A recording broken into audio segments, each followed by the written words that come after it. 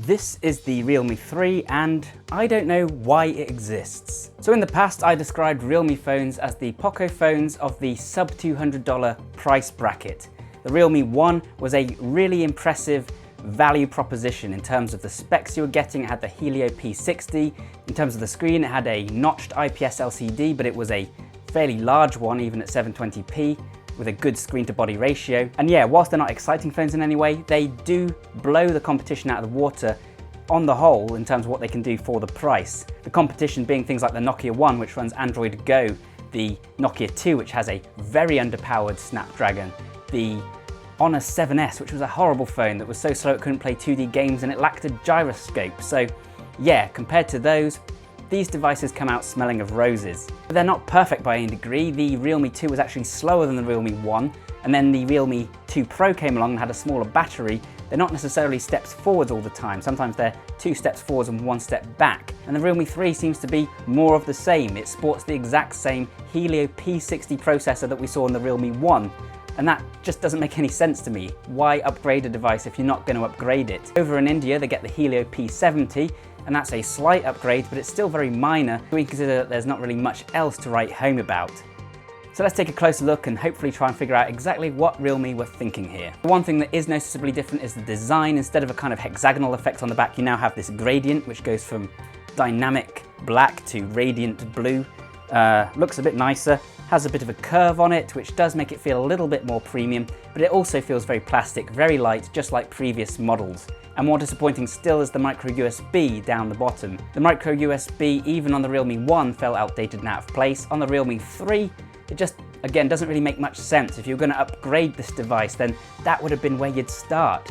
It's not a huge issue to the way you're going to use it on a day-to-day basis, but it's just not future-proof, and it means that you're not going to be able to use a lot of the peripherals that come out in the coming years. Likewise, it means that if you go around a friend's house and ask to borrow a charger, they probably won't have one. Other signs that this is a bit of a cheaper device include the buttons, they're separate, the screen is only 720p, it's got Corning Gorilla Glass 3 instead of 4 or 5, the speaker grill down the bottom sounds pretty tinny, it's not awful, but you're not going to want to sit down and watch Netflix on it. That's where something like the Nokia does have the slight edge, the build quality. But it's also not horrible, the gradient is quite nice, and it could certainly have been a lot worse, I guess.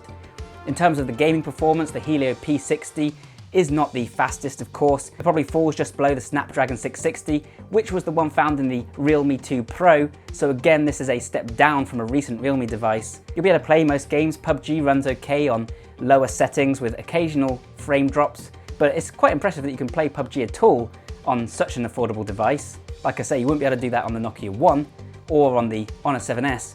But yeah, don't expect blazing performance on this by any means. This isn't a device for gaming. But if you're just browsing through the UI, on the whole, it's going to be an okay experience. And that's where I have to give props to Realme. Even though they haven't updated this processor since the Realme 1, it's still faster than most of the competition at this price range. And you still aren't going to find this a chore to use. Occasionally you have to wait a little bit for the keyboard to pop up. You know, it's a perceptible pause. That can be a bit irritating. Occasionally apps take a little bit longer to load. But like I say, not a chore. It's not awful to use like that 7S. One thing that Helio P60 does have going for it is an NPU, a neural processing unit, meaning that it does have some onboard AI. This means that it can do things like face unlock a lot quicker, and it brings some AI features to the camera, although they're not particularly noticeable. In terms of RAM, you can have either 3 or 4 gigabytes. In terms of storage, you can have either 32 or 64. That is expandable by 256 via a micro SD card slot, and there's space for dual SIM. There's also a headphone jack down the bottom, so that's a welcome addition. This is running Android 9 with Color OS over the top of it. Not going to be to everyone's tastes, of course. I'm not a huge fan of the aesthetic changes, including this very over-the-top notification shade. They really didn't go subtle on that front. Finding certain settings can be a pain. At the same time, there's a couple of odd glitches. For instance, on the home screen, I have this random gap where there's no app. There's a couple of places where that's happened. So yeah, not perfect again, but not awful. It's going to be all right, I guess.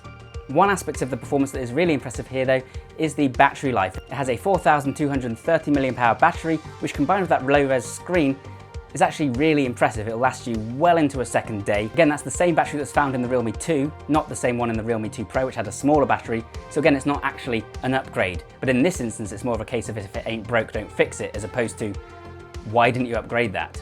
And so that opens up a new potential audience for this device. If you're looking for a secondary phone that you can take with you on a camping trip, where the price means it doesn't matter quite so much if you lose it, and where the battery life means you're not going to have to keep searching for a power outlet. The camera is an upgrade from the Realme 1. It's the same as the Realme 2 Pro, so you get a 13 megapixel on the back, backed up by a 2 megapixel, and you get a 13 megapixel on the front. That secondary lens on the back isn't for anything fancy, just bokeh effects. There's no zoom or wide angle here. It is really nice to get such a big megapixel count on the front, but out of both lenses, you shouldn't expect any winning performance here. This is a very average camera. Again, it's not terrible and it should win points for that given the price, but you're not going to want to enter any photography competitions. Photos lack detail, especially if you zoom in. They look a bit washed out at times. Sometimes things look a bit soft. There are some features here, such as a beauty mode, and Realme wants to brag about their chroma boost, which doesn't seem to do anything that I can tell. This is the front-facing camera, by the way, that I'm recording this on, so that's what that's like. The nightscape mode does fare a little better. You can definitely see the improvement when you have it switched on. However, you're essentially improving what was not the best low-light camera to begin with. Whilst you can see with a lot more clarity, it also introduces a lot more noise. It's quite smudgy, and it takes a couple of seconds in order to work.